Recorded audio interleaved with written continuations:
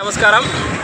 ముఖ్యంగా ఈరోజు ప్రపంచ చేనేత దినోత్సవం సందర్భంగా అఖిలపక్షంలో భాగమైనటువంటి ప్రజలు ఏ సమయంలో కష్టాల్లో ఉన్నా కూడా వారికి అండగా నిలబడుతున్నటువంటి మన సిపిఎం సోదరులు కావచ్చు, అలాగే ప్రత్యేకంగా చేనేత సంక్షేమ సంఘం వారు కావచ్చు, వీరందరికీ మద్దతుగా కాంగ్రెస్ పార్టీ తరఫున మేము ఇవాళ గాంధీ గారికి వినతి పత్రం ఇచ్చి చేనేత కష్టాలను చేనేత ప్రజలు పడుతున్నటువంటి ఇబ్బందులను ప్రభుత్వాలు గుర్తించి వారికి మెరుగైనటువంటి సంక్షేమాన్ని సౌకర్యాల్ని కల్పించాలని చెప్పి ఈ సందర్భంగా తెలియజేస్తున్నాం. ధర్మవరం కాంగ్రెస్ పార్టీ తరఫున ఇక్కడికి ఇవాళ ఉన్నటువంటి మంత్రి గారు కావచ్చు, ప్రస్తుతం ఇక్కడికి వచ్చినటువంటి మన ఉప మంత్రి గారు సబితమ్మ గారు కావచ్చు, జౌళి శాఖ మంత్రివర్యులు, వీరందరికీ కూడా ఈ మీడియా ముఖాంతరంగా ధర్మవరం చేనేతల తరఫున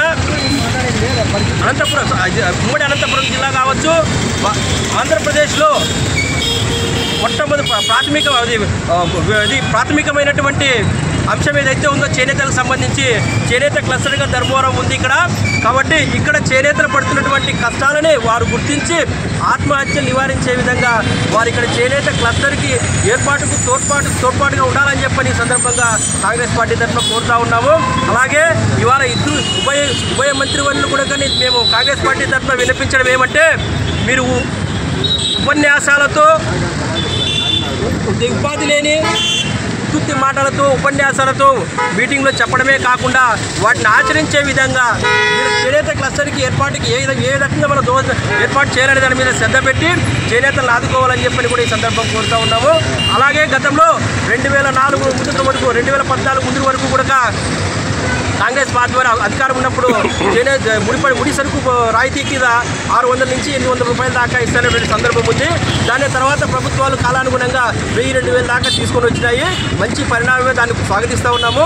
మరి ఇవాళ ఇదే కూటమి ప్రభుత్వం ఏర్పడిన తర్వాత 1.5 సంవత్సర కాలమైనా కూడా వాళ్ళకు రావాల్సినటువంటి ముడిపట్టు రాయితీ ఇది చేనేత పథకం కాదు.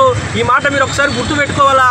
ఇది మనం పార్టీలకు అతీతంగా, పథకాలకు అతీతంగా మన కార్మికులకు ఇస్తున్నటువంటి ముడిపట్టు రాయితీనే 2000 రూపాయలను మరి ఈ రోజు కూడా మీరు దాన్ని వాళ్ళకి అకౌంట్లో వేసిన దాఖలు లేవు. కాబట్టి ఒక్కసారి మీరు పునరాలోచించుకొని కార్మికులకు ఆత్మహత్యలు ఆపాలన్నా, వాళ్ళకి సంక్షేమం చేయాలన్నా మీరు చేయాల్సిందల్లా కార్మిక సంక్షేమ చట్టాల మీద శ్రద్ధ పెట్టాలే తప్ప అక్కడ ఉన్నటువంటి పెట్టుబడిదారు వ్యవస్థలకి రాయితీల మీద కాదని చెప్పని కూడా మేము కాంగ్రెస్ పార్టీతో డిమాండ్ చేస్తూ ఉన్నాము. ఇదే విధంగా ఉంటే మా సోదరులు చెప్పినటువంటి సిపిఎంతో పాటు ఇక్కడున్నటువంటి చేనేత సంఘాలు, సంక్షేమ సంఘాలతో పాటు అన్ని సంఘాలతో కూడా కాంగ్రెస్ పార్టీ మమేకమై ఎటువంటి ప్రత్యక్ష పరోక్ష యుద్ధానికైనా కూడా ప్రజాక్షేత్రంలో మేము సిద్ధంగా ఎల్లప్పుడూ ఉంటామని చెప్పని ఈ సందర్భంగా తెలియజేస్తూ ఉన్నాం. జై కాంగ్రెస్.